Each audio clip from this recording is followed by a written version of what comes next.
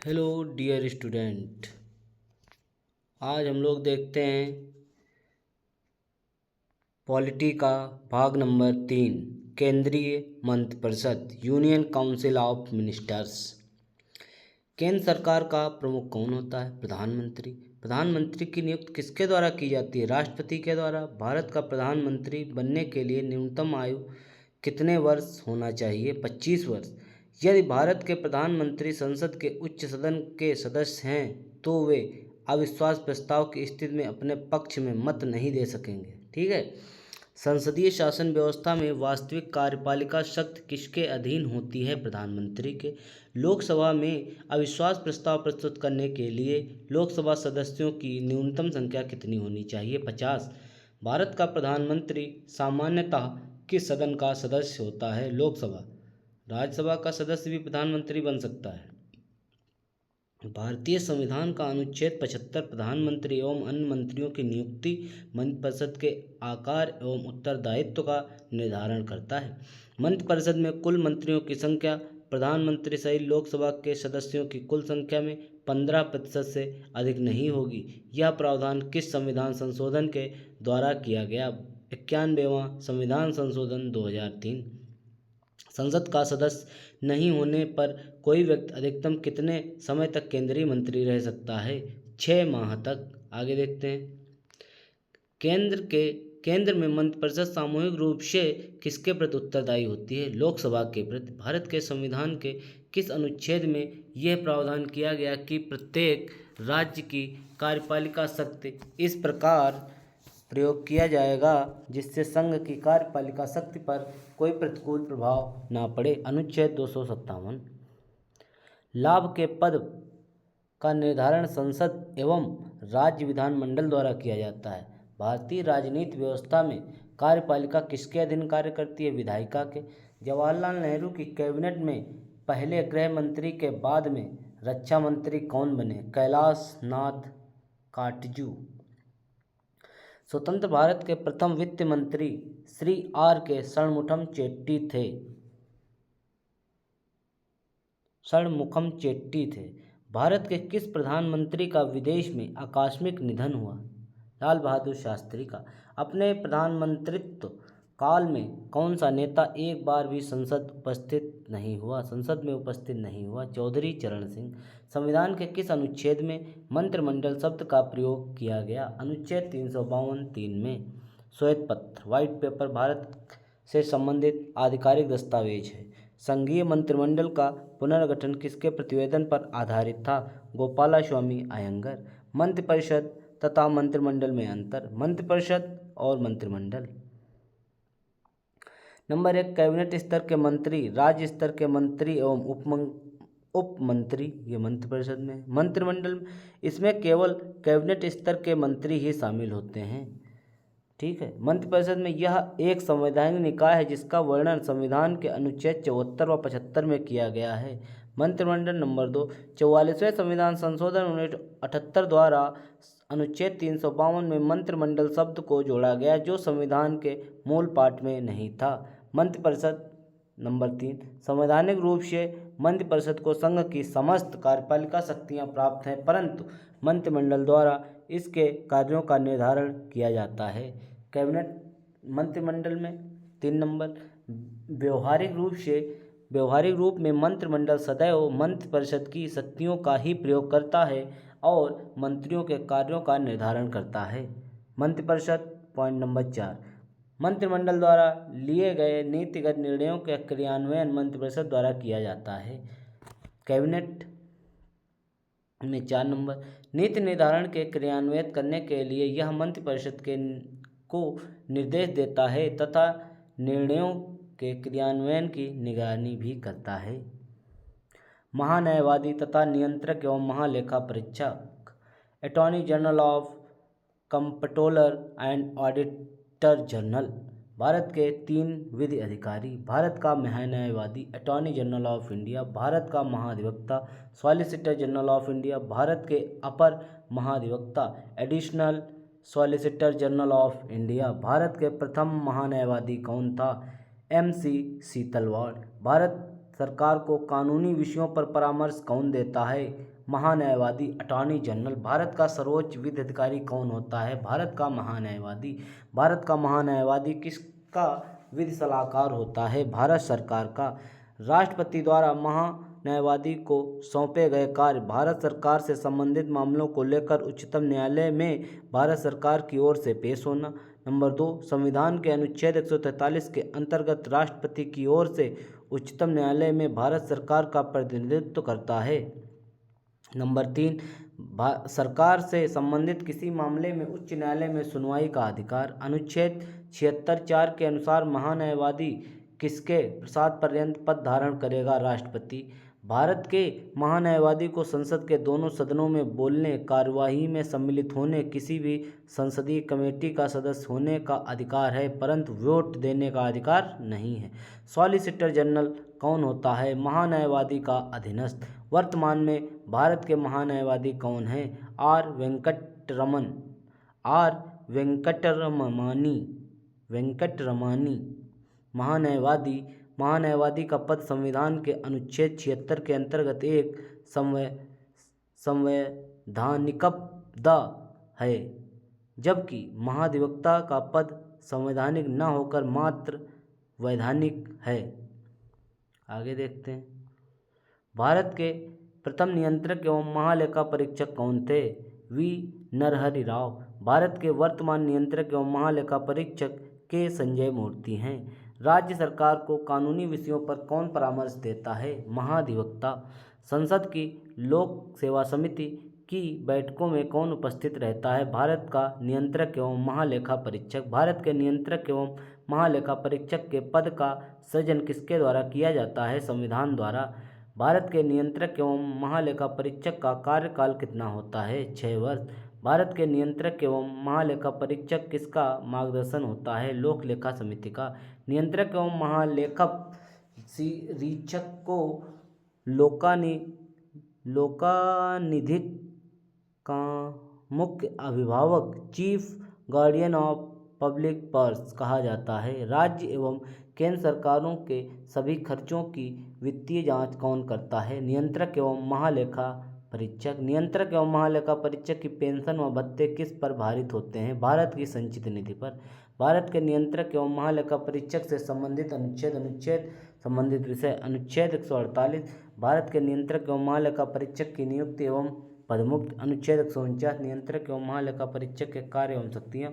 अनुच्छेद 150। संघ तथा राज्यों के लेखा प्रारूपों के संबंध में राष्ट्रपति को सलाह। अनुच्छेद 151। अंकेक्षण प्रतिवेदन रिपोर्ट। नियंत्रक एवं महालेखा परीक्षक अवकाश प्राप्त के पश्चात कोई भी सरकारी पद धारण नहीं कर सकता। संसद पार्लियामेंट।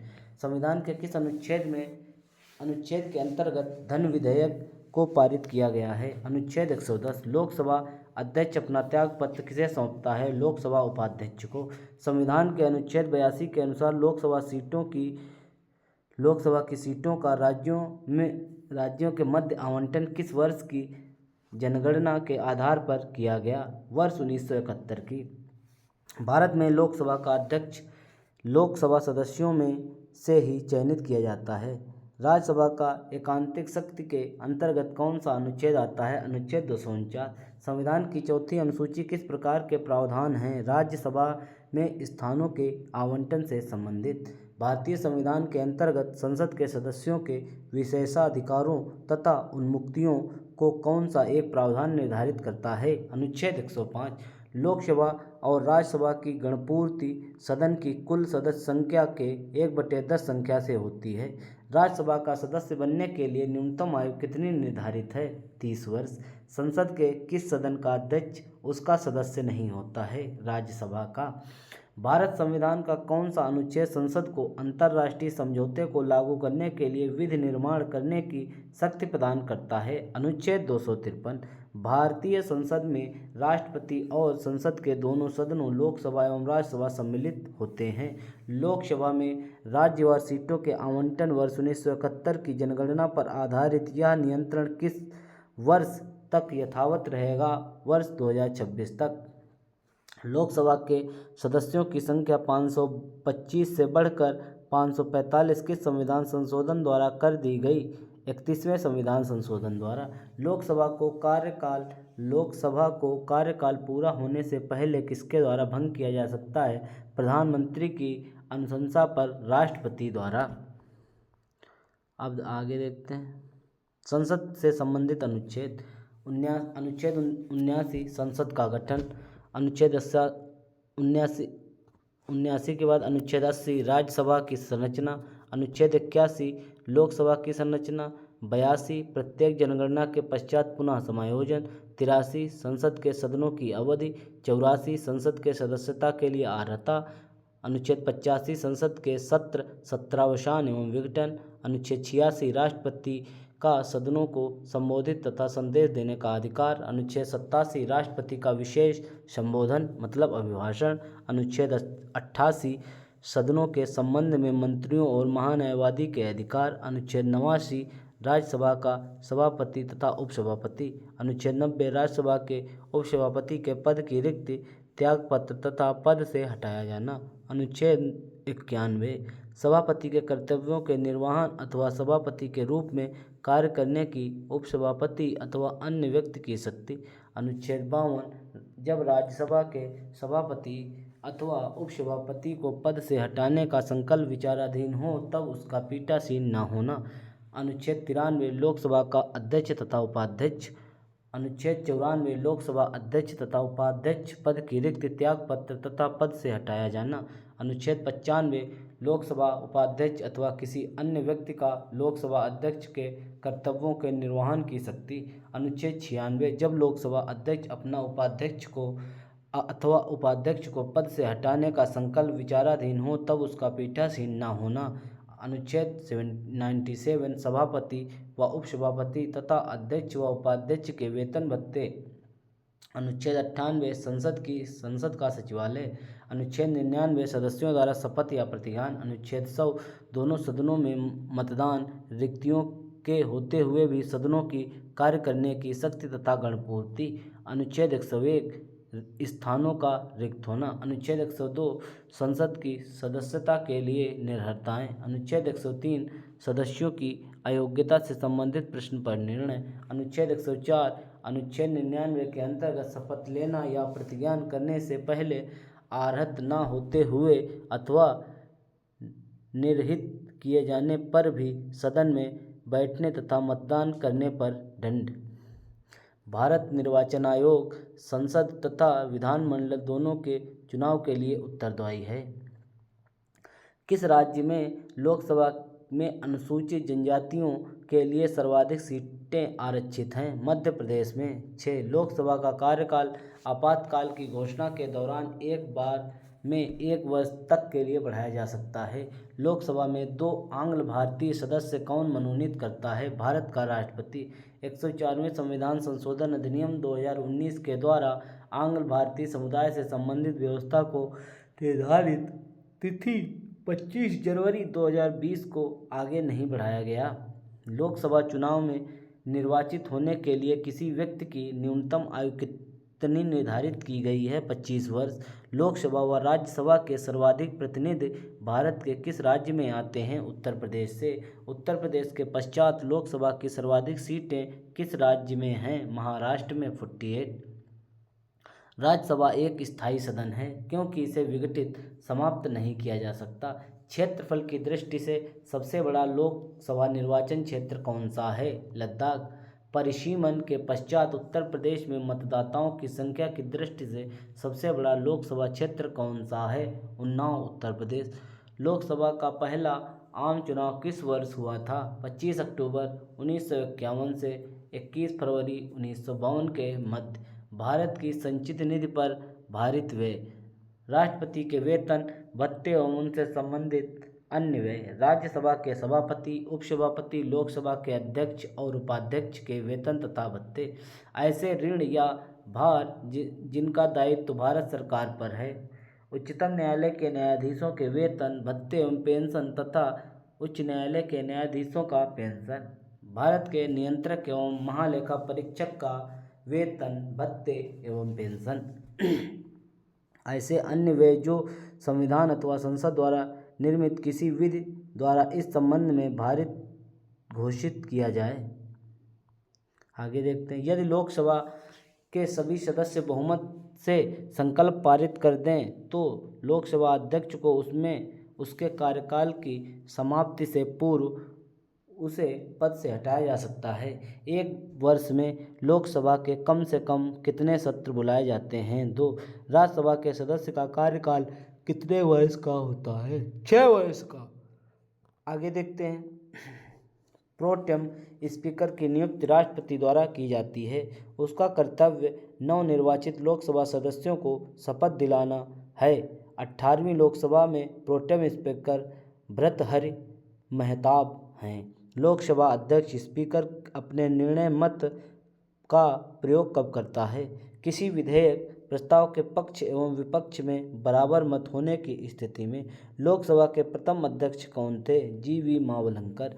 लोक लेखा समिति नियंत्रक एवं महालेखा परीक्षक की रिपोर्ट की जांच करती है तथा उस पर अंतिम रिपोर्ट तैयार करके संसद के पटल पर रखती है।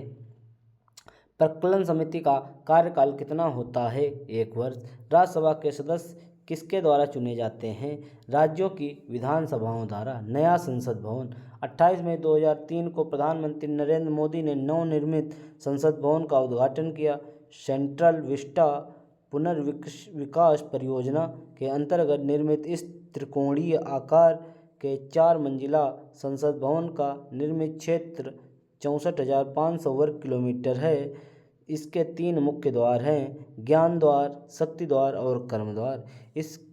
इसमें राज्यसभा में बैठने की क्षमता 384 तथा लोकसभा में बैठने की क्षमता 888 है। संयुक्त संसद अधिवेशन में बैठने की व्यवस्था 1272 है। लोकसभा का आंतरिक हिस्सा राष्ट्रीय पक्षी मोर पर तथा राज्यसभा का आंतरिक हिस्सा राष्ट्रीय फूल कमल पर आधारित है। संसद परिसर में राष्ट्रीय वृक्ष बरगद स्थापित है। पुराने संसद भवन को अब संविधान सदन के नाम से जाना जाएगा। प्रत्येक वित्त विधेयक धन विधेयक नहीं होता, परंतु प्रत्येक धन विधेयक वित्त विधेयक होता है। आगे देखते हैं, विशेषाधिकार समिति में दोनों सदनों के कुल कितने सदस्य होते हैं? 25। लोकसभा से 15, राज्यसभा से 10। संसद में सरकारी विधेयक मंत्री द्वारा जबकि गैर सरकारी विधेयक मंत्री के अतिरिक्त किसी भी सदस्य द्वारा प्रस्तुत किया जा सकता है। राष्ट्रपति द्वारा राज्यसभा में कितने व्यक्ति मनोनीत किए जाते हैं? 12। राज्यसभा के लिए नामांकित होने वाली प्रथम अभिनेत्री कौन है? नरगिस दत्त 1980 से 1986। लोकसभा की प्रथम महिला अध्यक्ष कौन थी? मीरा कुमार 4 जून 2009 से 4 जून 2014 तक। राज्य विधानसभा में कोई भी धन विधेयक राज्य के राज्यपाल की संस्तुति के बिना या अनुमति के बिना प्रस्तुत नहीं किया जा सकता। वे प्रथम लोकसभा अध्यक्ष कौन थे जिसके विरुद्ध लोकसभा में अविश्वास प्रस्ताव लाया गया था? जी.वी. मावलंकर। लोकसभा का सचिवालय किसके नियंत्रण में होता है? लोकसभा अध्यक्ष। भारतीय राजनीतिक व्यवस्था में कौन सर्वोच्च है? संविधान। भारत की संसदीय प्रणाली किस मॉडल पर आधारित है? ब्रिटेन के वेस्टमिंस्टर। आगे देखते हैं, धन विधेयक संसद के किस सदन में पुनर्स्थापित किया जाता है? केवल लोकसभा में। धन विधेयक राज्य विधानमंडल के किस सदन में प्रस्तुत किया जा सकता है? केवल विधानसभा में।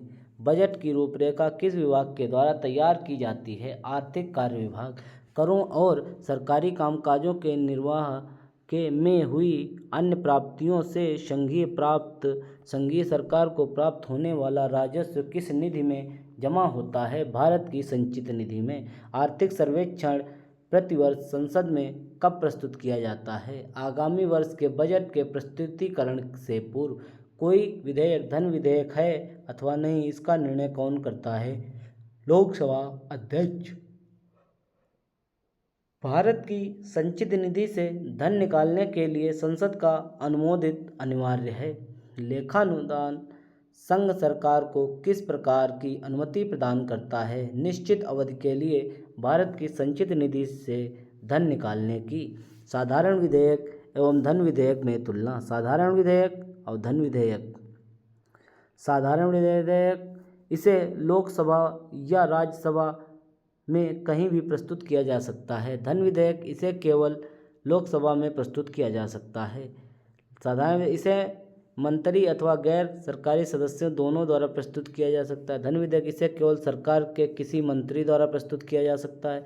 इसे मंत्री में साधारण विधेयक में इसे सदन में प्रस्तुत करने से पूर्व राष्ट्रपति की अनुमति आवश्यक नहीं है। धन विधेयक इसे सदन में राष्ट्रपति की संस्तुति पर ही पूरा स्थापित किया जा सकता है। साधारण विधेयक इसे राज्यसभा द्वारा संशोधित या अस्वीकृत किया जा सकता है। धन विधेयक इसे राज्यसभा द्वारा संशोधित या अस्वीकृत नहीं किया जा सकता। नंबर 5, साधारण विधेयक इसे राज्यसभा अधिकतम 6 माह के लिए रोक सकती है। धन विधेयक इसे राज्यसभा अधिकतम 14 दिन के लिए रोक सकती है। साधारण विधेयक इसे राज्यसभा में भेजने के लिए लोकसभा अध्यक्ष के द्वारा प्रमाणित किए जाने की आवश्यकता नहीं होती। धन विधेयक इसे लोकसभा अध्यक्ष के द्वारा धन विधेयक के रूप में प्रमाणित किए जाने की आवश्यकता होती है। नंबर 7, साधारण विधेयक दोनों सदनों में असहमति की स्थिति में राष्ट्रपति दोनों सदनों की संयुक्त बैठक बुला सकता है। इसे दोनों सदनों में पारित होने के लिए राष्ट्रपति के हस्ताक्षर के लिए भेजा जाता है। धन विधेयक नंबर 7, इसमें दोनों सदनों के बीच असहमति का कोई अवसर नहीं होता है, इसलिए संयुक्त बैठक का कोई प्रावधान नहीं है कि इसे केवल लोकसभा में पारित होने के बाद राष्ट्रपति के हस्ताक्षर के लिए भेजा जाता है। साधारण विधेयक यह विधेयक लोकसभा में अस्वीकृत होने पर सरकार को त्याग पत्र देना पड़ सकता है यदि इसे मंत्री ने प्रस्तुत किया हो। धन विधेयक यह विधेयक लोकसभा में अस्वीकृत होने पर सरकार को त्याग पत्र देना पड़ता है। साधारण विधेयक नंबर 9, इसे राष्ट्रपति द्वारा स्वीकृत या अस्वीकृत किया जा सकता है अथवा पुनर्विचार के लिए भेजा जा सकता है। धन विधेयक इसे राष्ट्रपति के द्वारा स्वीकृत या अस्वीकृत किया जा सकता है परंतु पुनर्विचार के लिए नहीं लौटाया जा सकता। धन विधेयक एक संविधान संशोधन विधेयक के संदर्भ में दोनों सदनों की संयुक्त बैठक नहीं बुलाई जा सकती। आप लोग वीडियो को लाइक ज़रूर करें और चैनल को सब्सक्राइब भी करें। आगे देखते हैं। प्रक्लन समिति संसद के किस सदन के सदस्यों से गठित की जाती है? लोकसभा के सदस्यों द्वारा। कोई भी कानूनी विधेयक संसद के किस सदन में प्रस्तुत किया जा सकता है? संसद के किसी भी सदन में। भारतीय संसद के दोनों सदनों की संयुक्त बैठक साधारण विधेयक तथा वित्त विधेयक दोनों के संबंध में हो सकती है। संसद के 2 सत्रों के मध्य आधिकारिक अंतराल कितना होता है? 6 महीने का। आकस्मिक निधि को राष्ट्रपति कैसे व्यय कर सकते हैं बिना संसदीय स्वीकृति के? लोकसभा में विधेयक पर आम बहस किस वाचन में होती है? द्वितीय वाचन में। कटौती प्रस्ताव को और किस नाम से जाना जाता है? समापन प्रस्ताव। यदि कोई धन विधेयक लोकसभा द्वारा स्वीकृत कर दिया जाए तो राज्यसभा इसे अधिक से अधिक कितनी अवधि तक रोक सकती है? 14 दिन तक। यदि वार्षिक संघीय बजट लोकसभा द्वारा पारित न हो तो प्रधानमंत्री अपनी मंत्रिपरिषद सहित त्याग पत्र दे देते हैं। लोकसभा तथा राज्यसभा की संयुक्त अधिवेशन की अध्यक्षता कौन करता है? लोकसभा अध्यक्ष। संसद की किस समिति में राज्यसभा का प्रतिनिधित्व नहीं होता है? प्रक्लन समिति में। अंतर्राष्ट्रीय संधियों को भारत के किस भाग अथवा संपूर्ण भारत में लागू करने के लिए संसद कोई भी कानून बना सकती है बिना किसी राज्य की सहमति से? संसद की लोक लेखा समिति का मुख्य कार्य शासन के वित्तीय लेखा एवं विनिमय तथा नियंत्रक महालेखा परीक्षक की रिपोर्ट का परीक्षण करना है। भारतीय संसद किसके माध्यम से प्रशासन पर नियंत्रण करती है? संसदीय समिति के माध्यम से। आगे देखते हैं।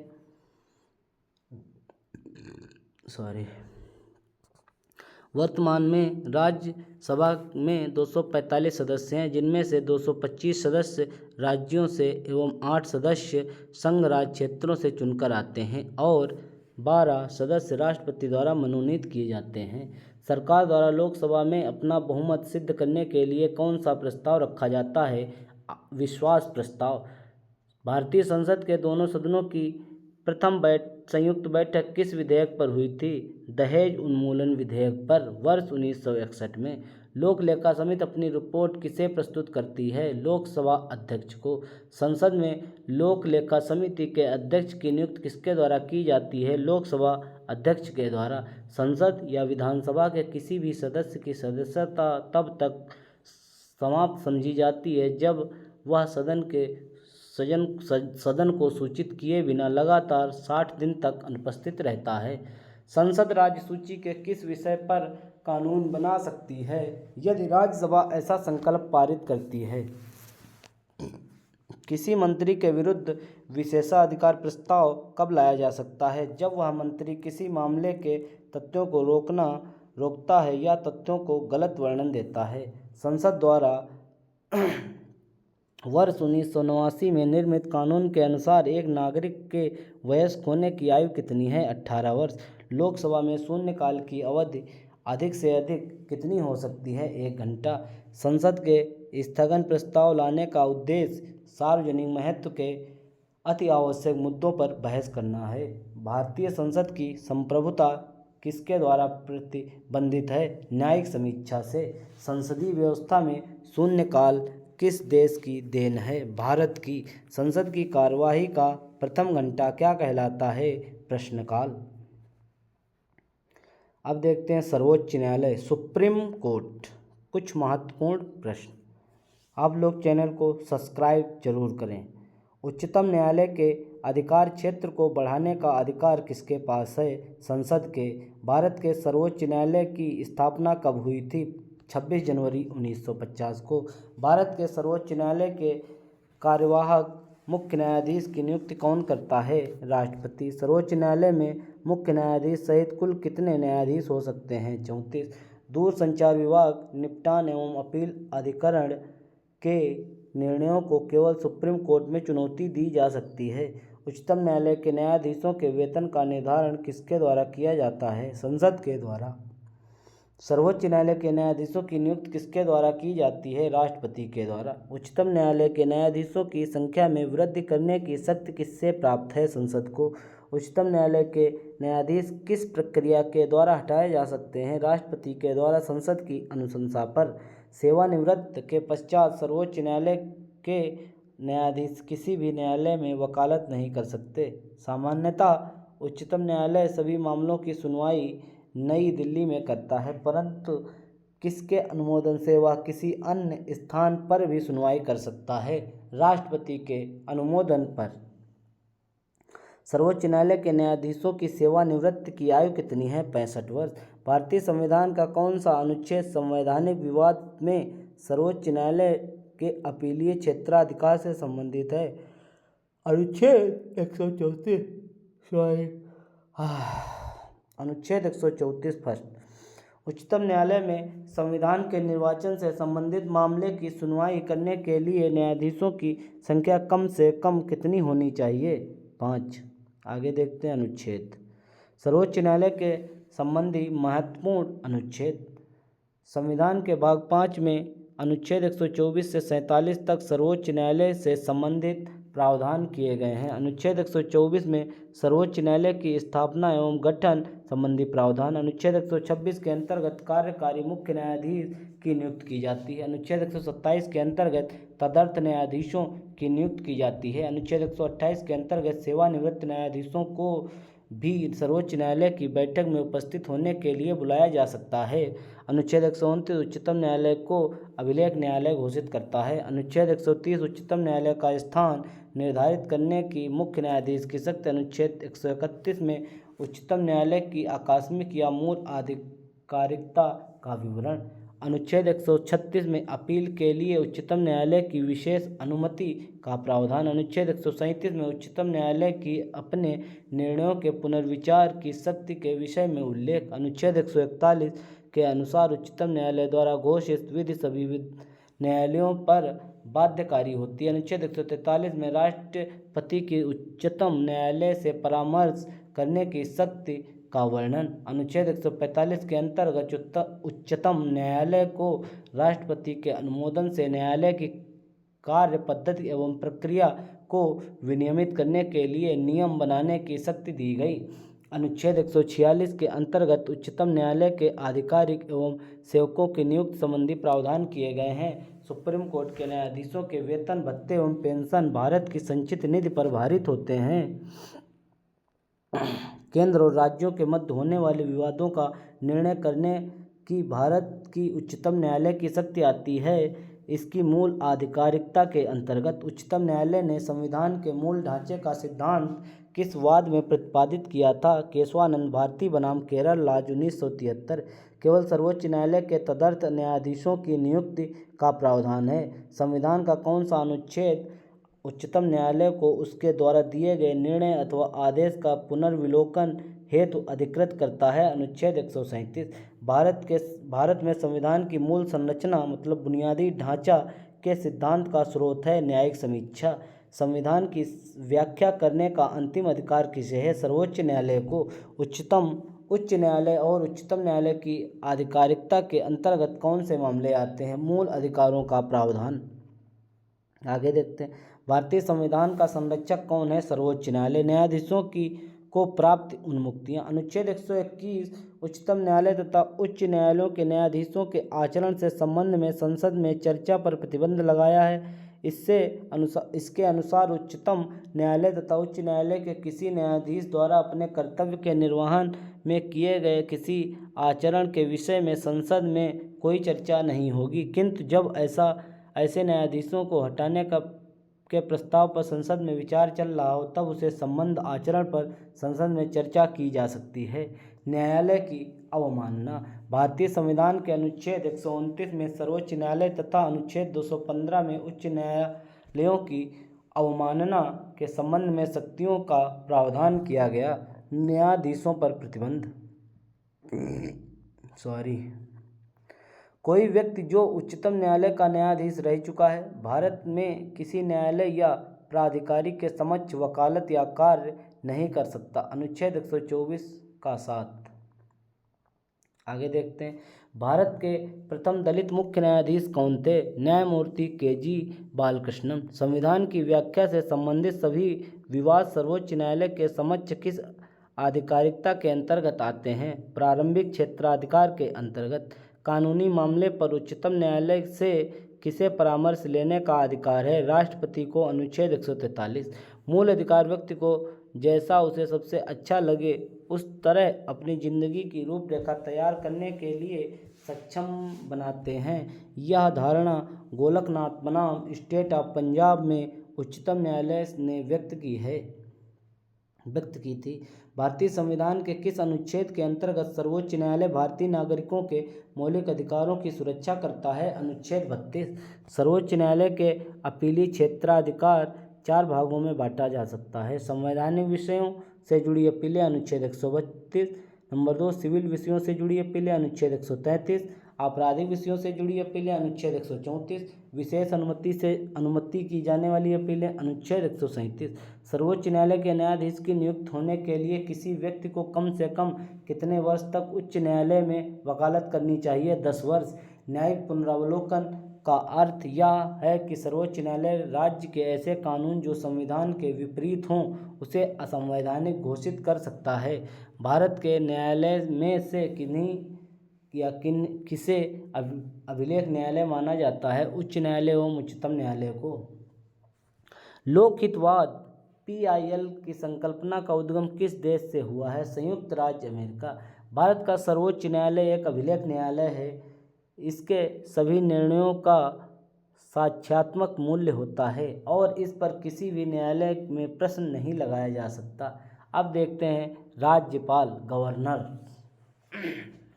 भारतीय संविधान में राज्यपाल को मनोनीत किए जाने की पद्धति में किस देश का अनुसरण किया गया? कनाडा का। राज्य की कार्यकारी एवं संवैधानिक प्रमुख कौन होता है? राज्यपाल। किसी राज्य में राज्यपाल की नियुक्ति संविधान के किस अनुच्छेद के अंतर्गत की जाती है? अनुच्छेद 155 के अंतर्गत।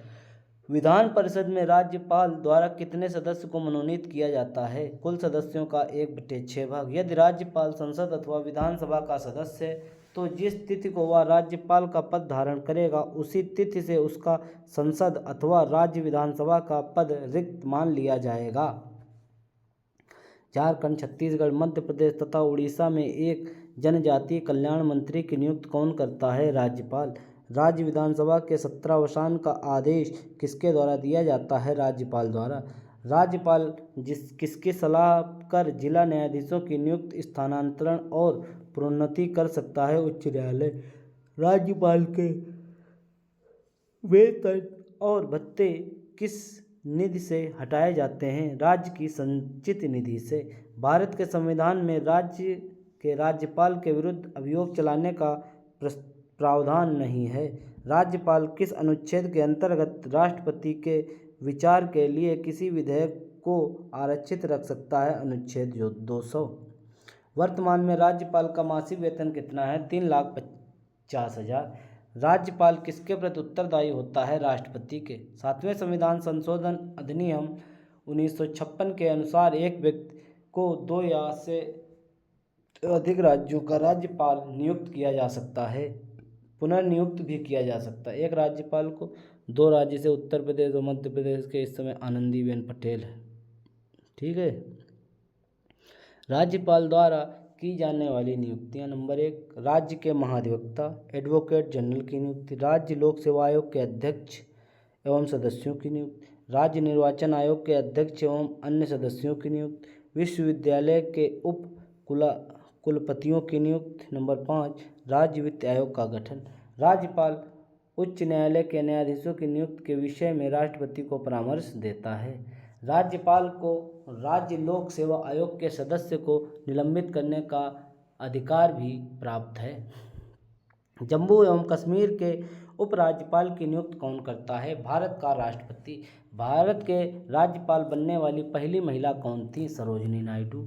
राज्य विधानसभाओं में आंग्ल भारतीय समुदाय के लिए प्रतिनिधित्व का प्रावधान भारत के संविधान के किस अनुच्छेद द्वारा किया गया? अनुच्छेद 333 के द्वारा 104वें संविधान संशोधन के द्वारा स्थगित।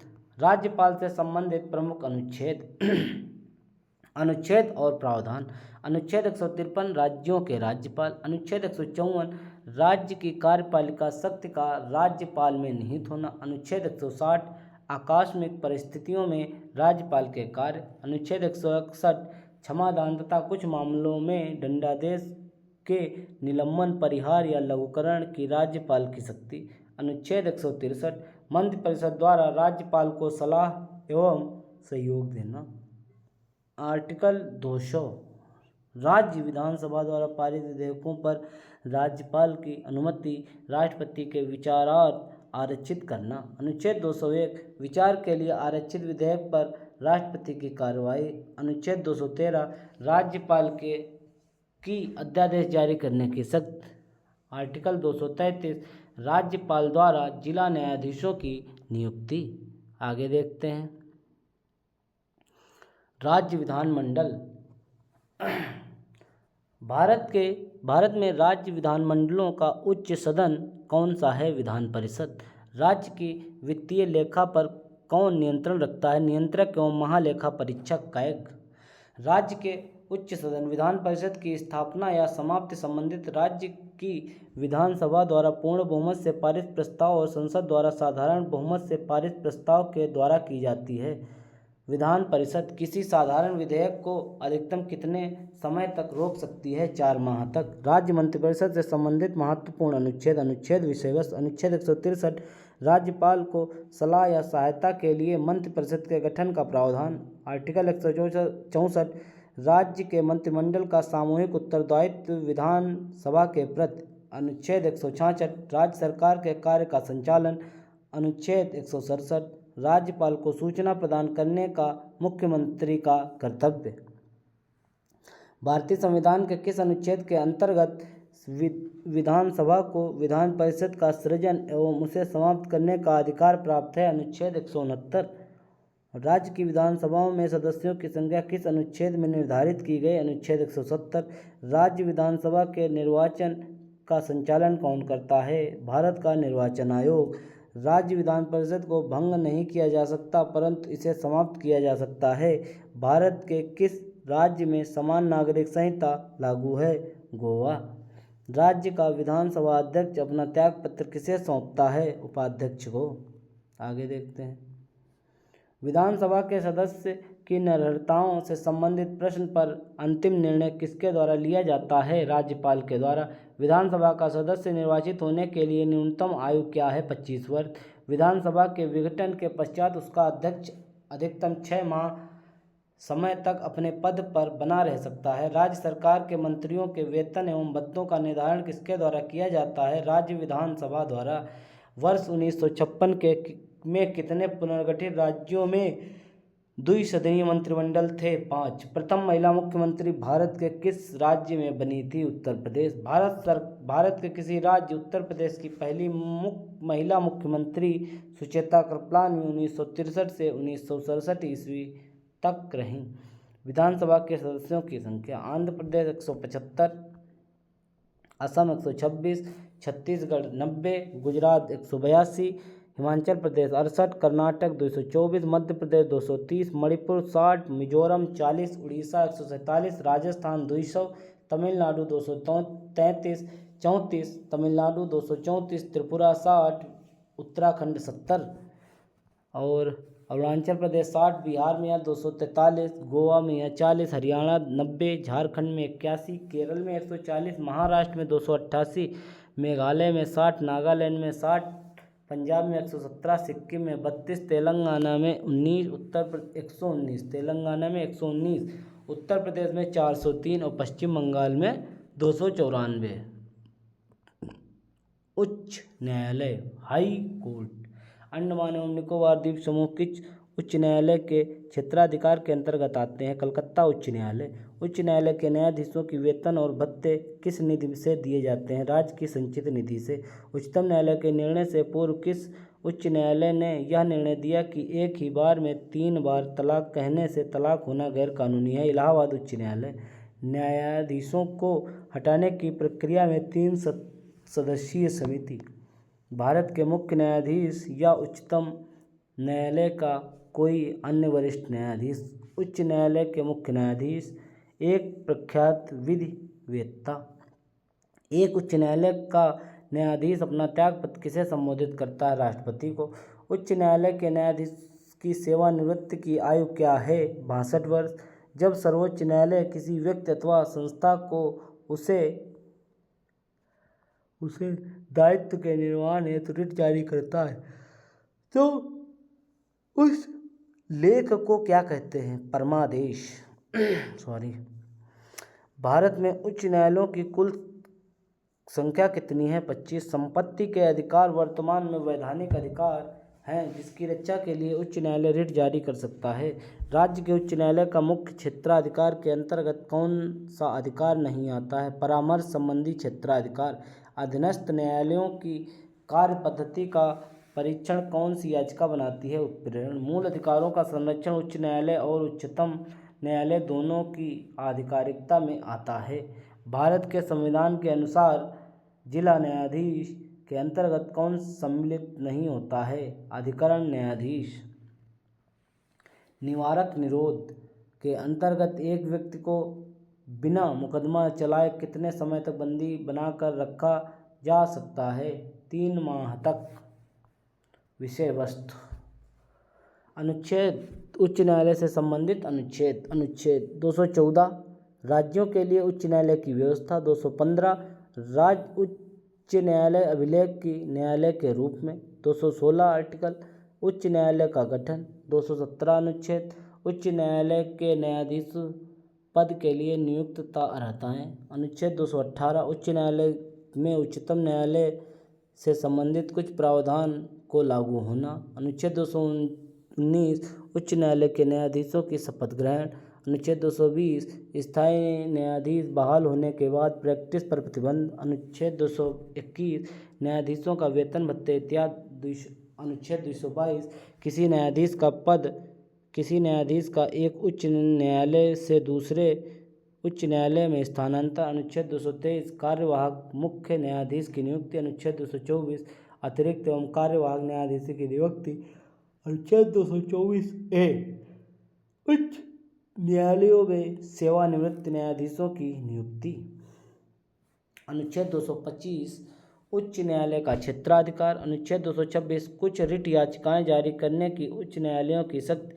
अनुच्छेद 226 ए अनुच्छेद 226 के अंतर्गत केंद्रीय अधिनियमों की संवैधानिक वैधता पर विचार नहीं किया जाना निश्चित। अनुच्छेद 227 उच्च न्यायालय के सभी अधीनस्थ न्यायालयों पर अधीक्षण की शक्ति। अनुच्छेद 228 उच्च न्यायालयों के कुछ मामलों का संरक्षण। अनुच्छेद 228 ए राज्य नियमों अधिनियमों की संवैधानिक वैधता से संबंधित प्रश्न के विस्तारण के लिए विशेष प्रावधान निश्चित। अनुच्छेद 229 पदाधिकारियों तथा सेवक एवं अन्य न्यायालयों के व्यय। अनुच्छेद 230 उच्च न्यायालयों का क्षेत्राधिकार। अनुच्छेद 231 दो या अधिक राज्यों के लिए इसे साझे उच्च न्यायालय की स्थापना। उच्च न्यायालय पीठ और या खंडपीठ। उच्च न्यायालय स्थापना वर्ष, राज्य क्षेत्रीय अधिकार, मुख्य पीठ या खंडपीठ। कोलकाता स्थापना हुई 1862 में। राज्य क्षेत्राधिकार है पश्चिम बंगाल, अंडमान निकोबार द्वीप समूह। मुख्य और खंडपीठ कोलकाता मुख्य, पोर्ट ब्लेयर में खंडपीठ। बॉम्बे मुंबई स्थापना 1862। राज्य अधिकार महाराष्ट्र, दादर व नगर हवेली तथा दमन व दीव गोवा। मुख्य खंडपीठ मुंबई और खंडपीठ है नागपुर, पणजी औरंगाबाद में खंडपीठ। मद्रास 1852 में स्थापना। राज्य कौन तमिलनाडु व पांडुचेरी। मुख्य पीठ मद्रास। कर्नाटक 1884 में स्थापना। किस राज्य में? कर्नाटक में बेंगलुरु में इसका मुख्यालय है। कर्नाटक 1884 कर्नाटक में कहाँ पे? बेंगलुरु में। मुख्य खंडपीठ मुख्य। इलाहाबाद 1866 में। उत्तर प्रदेश प्रयागराज में हाई कोर्ट और वो कहाँ पे है? लखनऊ में खंडपीठ है। ठीक है। पटना में 1916 में स्थापना हुई। कहाँ? बिहार में। बिहार के कहाँ पे? पटना में। जम्मू कश्मीर एवं लद्दाख 1928 में। जम्मू कश्मीर एवं लद्दाख कहाँ? श्रीनगर व जम्मू दोनों जगह। मध्य प्रदेश 1956 में स्थापना। कहाँ हुई? मध्य प्रदेश में। खंडपीठ जबलपुर। मुख्य खंडपीठ जबलपुर में। इंदौर और ग्वालियर में खंडपीठ हैं। ठीक है। पंजाब व हरियाणा 1966 पंजाब, हरियाणा तथा चंडीगढ़ इसका मुख्य खंडपीठ है चंडीगढ़। गुवाहाटी 1948। असम, नागालैंड, मिजोरम तथा अरुणाचल प्रदेश मुख्य गुवाहाटी। कोहिमा, इम्फाल व अगरतला में खंडपीठ। उड़ीसा 1948 कहाँ? उड़ीसा में। कटक में मुख्य खंडपीठ। राजस्थान 1949 राजस्थान, जोधपुर में और खंडपीठ है जयपुर में। केरल 1956 में स्थापना। केरल और लक्षद्वीप में। मुख्य खंडपीठ एर्नाकुलम कोच्चि। गुजरात 1960 गुजरात, अहमदाबाद में। दिल्ली 1966 दिल्ली। हिमाचल प्रदेश 1967 हिमाचल प्रदेश, शिमला।